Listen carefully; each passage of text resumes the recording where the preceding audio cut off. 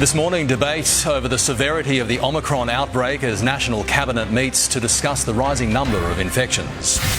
A new day of lengthy queues at testing clinics as thousands scramble for COVID tests before Christmas. Takeoff, an historic day for Qantas with the first direct flight between Melbourne and New Delhi. And the stars of Sex and the City speak about sexual assault allegations levelled against their co-star. This is 7 News.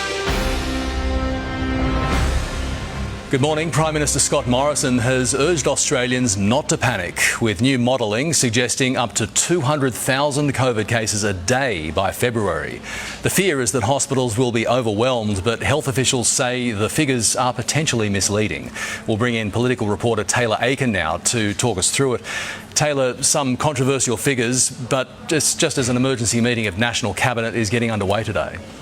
That's right, Rob. Good morning. Top of the agenda of this National Cabinet meeting, the Omicron wave, which is currently sweeping right across the country. Prime Minister Scott Morrison arriving in Canberra earlier this morning for the meeting with state and territory leaders. But what is grabbing headlines today is this new modelling from the Doherty Institute predicting that without low or medium restrictions such as density limits and masks, Australia could be on track to hit 200,000 cases a day within the next 6 weeks, potentially overwhelming health systems. But health experts have come out this morning discrediting this research, saying it has been taken out of context. Chief Medical Officer Paul Kelly has also moved to allay fears, saying this modelling presents the worst case scenario and does not take into account public health measures that are already in place. Prime Minister Scott Morrison adding it also doesn't take into account our booster program. The modelling that's been reported is a very unlikely extreme case scenario that assumes that nobody does anything, nobody gets boosters, there are no changes that take place, no one exercises common sense. Booster shots will also be discussed at National Cabinet, with state and territory leaders pushing the federal government to speed up the booster rollout by reducing the gap between second and third doses from 5 months to 4 months. The Prime Minister says that's up to ATAGI, but has called on the states to keep their mass vaccination hubs open in order to ease pressure on GPs and speed up the rollout. Prime Minister Scott Morrison also saying that the government haven't ruled out making rapid antigen tests free and also making them more widely available. Rob? OK, thanks, Taylor. Taylor Aiken reporting there in Canberra. Well, COVID case numbers continue to spiral in New South Wales, with more than 3,500 new cases recorded today alone. Paul Caddick is in our Sydney newsroom. Paul, there is a huge rush for COVID tests right across Sydney. Good morning, Rob. Yeah, that's right. Across the city, we are again seeing extensive queues that began first thing this morning. In some places, police have been brought in to try and control the traffic after another big day yesterday that saw more than 150,000 people get tested. A mix of people who are casual contacts, have symptoms, have to get tested because of their work. But what's frustrating authorities is that so many of those people are getting tested because they have to be able to travel to Queensland, Tasmania, South Australia for the Christmas break. With the queues and also long waits for results, that is now there are calls for those states to change those entry requirements. At some sites, they've been running out of tests, backed up traffic is causing problems, and staff are just exhausted from the extra hours and also working in the heat the last few days. As New South Wales records another surge in new cases to 3,763. The number of people in hospital also rising, now 302, with 40 of them in intensive care. With reports today, the government is considering making people who aren't vaccinated pay their own medical bills if they end up in hospital with COVID. The Transport Minister says it's all about personal responsibility. Well, there already is two classes of hospital system, because you've got the unvaccinated that are there because they haven't been taking responsibility for their actions, and you've got the vaccinated there who have got a genuine requirement for healthcare. And sadly, 2 more people have lost their lives. A woman in her 80s who was vaccinated and a woman in her 70s who was not. Both had underlying health conditions. Rob? Paul Caddick, thank you. The New South Wales government is calling for those requirements to be changed. It is so far refusing to back down on its resistance to reimposing COVID-19 restrictions such as indoor mask wearing. Well, it's not just Sydney. Melbourne testing sites have been swamped again this morning as Victoria recorded 1,500 new COVID cases. Blake Johnson joins us from the Victorian capital. Blake, many sites have had to turn people away. Yeah, Rob, some people were queuing at 4 a.m, such as the pressure on Melbourne's testing sites. Already there are a handful at capacity, a combination of so many contacts from those 1,500 cases, but also from almost everyone travelling interstate, much like in Sydney, requiring a negative PCR test result. Victorian Premier Daniel Andrews is coming back from his Christmas holidays early for today's emergency National Cabinet meeting. He'll join the hook-up before briefing Deputy here James Merlino. Health authorities have processed a record number of tests in Victoria, 92,262, and 6 more Victorians have lost their lives to COVID. Hospitalisations remain relatively steady here. Right now there are 394 Victorians in hospital, of which 70 are in intensive care. That is our lowest ICU figure in almost 2 weeks. And cricket fans are being reassured there won't be any change to crowd capacity for the Boxing Day test, but spectators might be required to wear masks when they leave their seats. Here we are again as we run into Christmas, gearing up again for a number of significant surges. So we are concerned about the risk of increased hospitalisations with Omicron starting to really make its way into Australia. And our Chief Health Officer Brett Sutton says Christmas parties should, as much as possible, be held outside to avoid the risk of transmission. Rob? Blake Johnson in Melbourne, thank you. The Queensland tourism destinations have seen bookings take a hit as interstate travellers struggle to get a COVID test in time for their flights. There are also long delays at testing clinics in Brisbane and on the Gold Coast. Almost 250,000 people have made their way to the Sunshine State since the border reopened, and from today the quarantine period for close contacts has been reduced to a week instead of a fortnight. Today Queensland is expected to reach its 90% first dose vaccination milestone. Australians looking for a quarantine-free holiday across the Tasman will have to wait until February at the earliest. New Zealand is delaying the next phase of its border reopening. It is part of a plan Prime Minister Jacinda Ardern says will prevent the spread of Omicron there. Tourists from other countries will not be allowed to enter until April.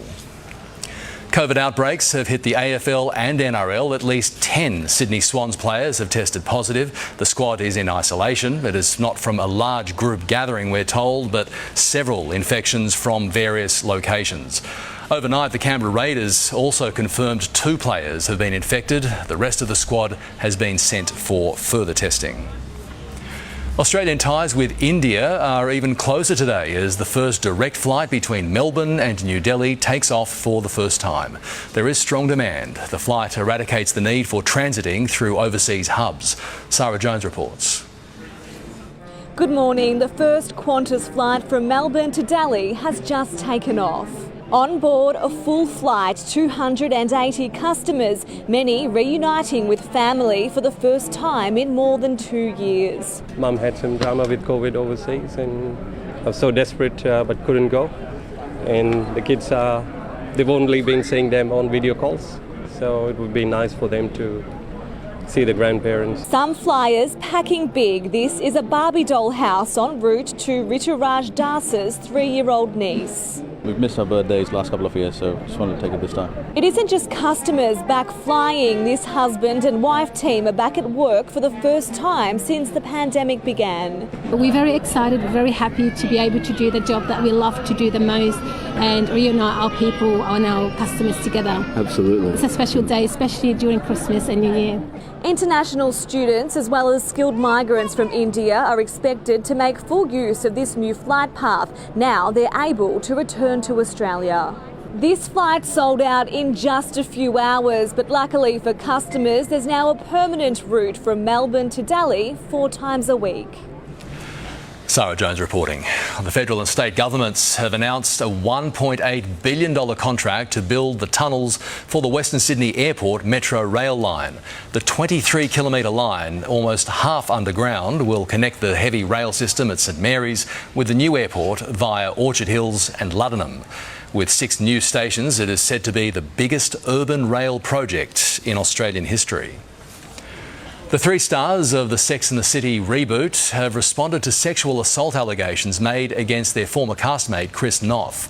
In a statement, they praise the courage of the women who have come forward. Miley Hogan reports. The women of Sex and the City have broken their silence after their former co-star was accused of sexual assault. Chris Noth, better known as Mr. Big, Carrie Bradshaw's on-screen husband, is accused of sexually assaulting two women on separate occasions. The alleged victims say they were prompted to come forward with the rape allegations after seeing Noth return to the screen in the series reboot, and just like that, Sarah Jessica Parker, Kristen Davis and Cynthia Nixon released a joint statement on social media.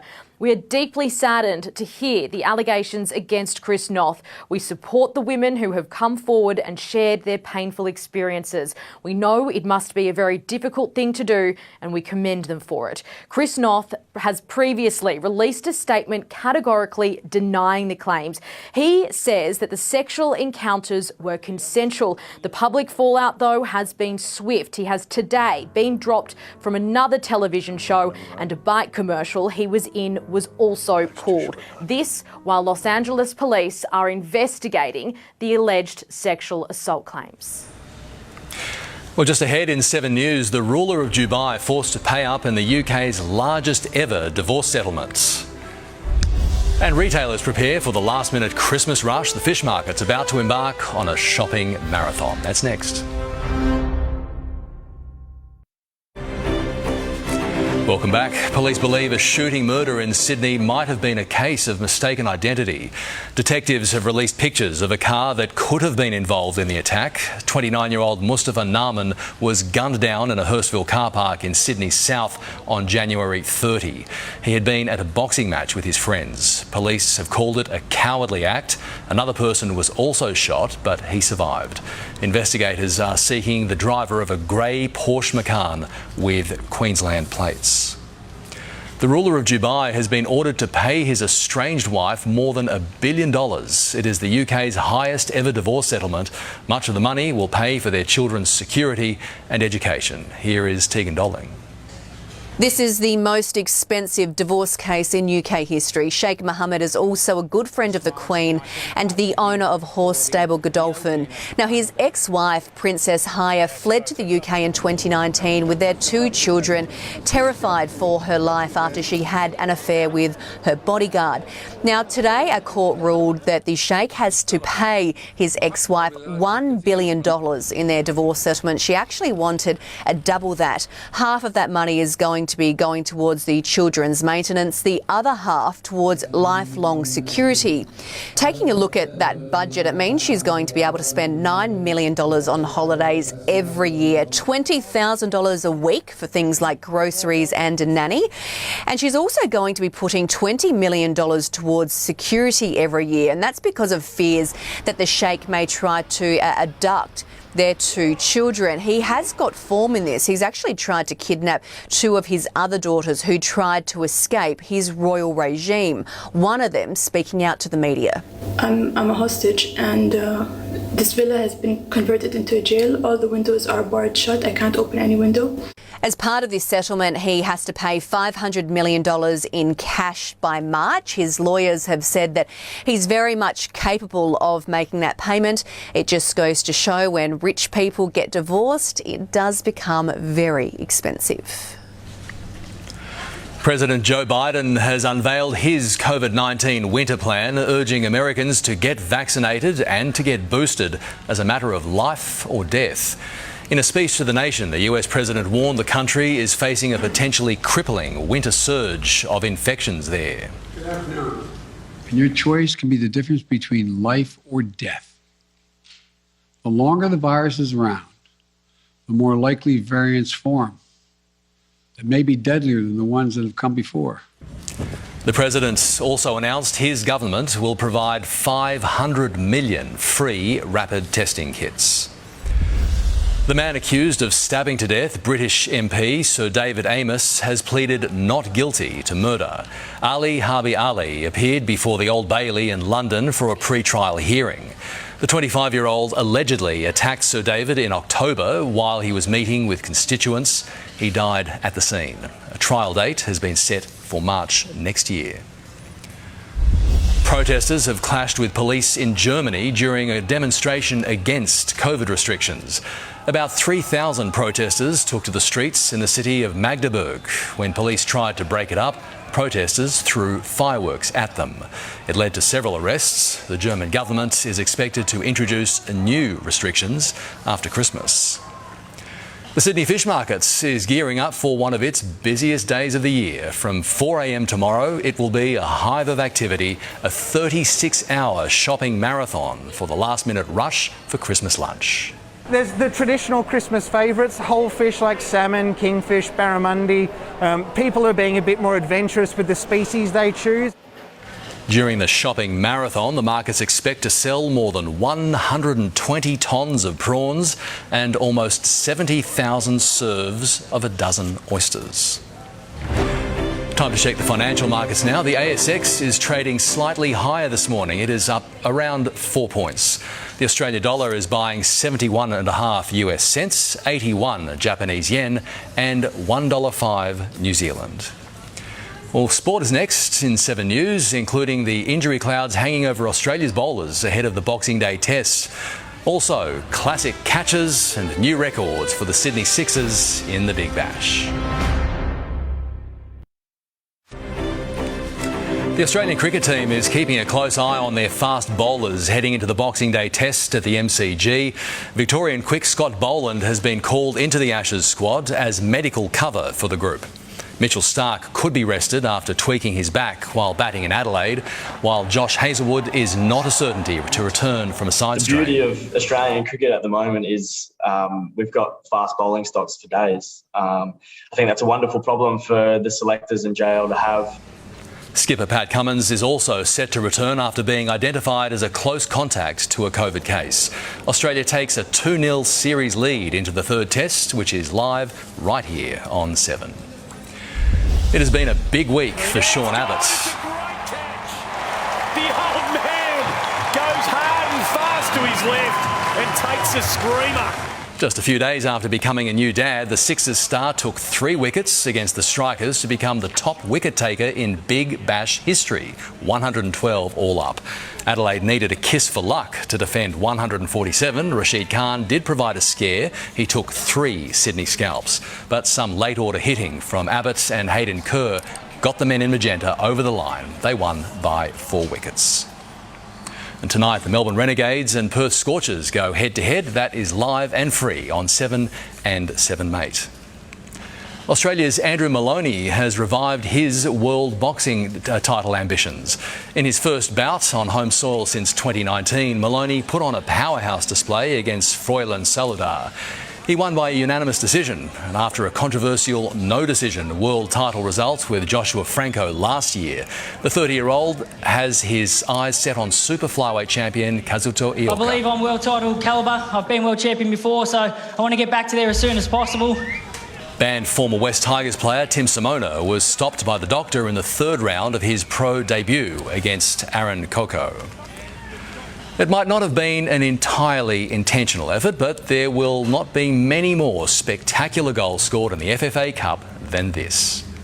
And he goes for goal. It's a spectacular strike from Matt Hatch. Gee, he doesn't score bad goals, does he?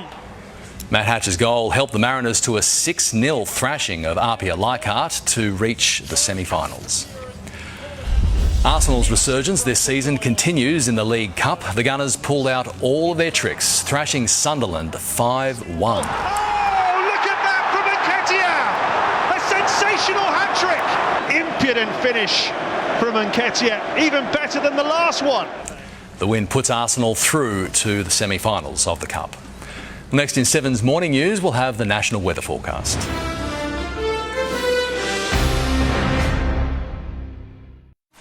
A fossil of what is believed to be the world's biggest bug has been discovered in northern England. The 300-million-year-old specimen is a giant millipede. It measures the length of an average car, and it was found by chance on a Northumberland beach after a section of cliff fell to the shore.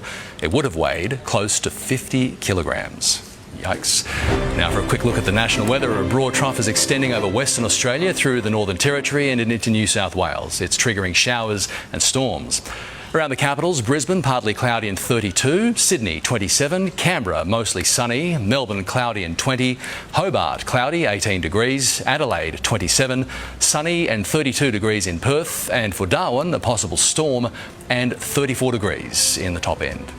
That is 7's Morning News this Wednesday, December 22. We'll keep you up to date throughout the day. Our next major bulletin is at 4 p.m. I'm Robert Ovadia. Goodbye.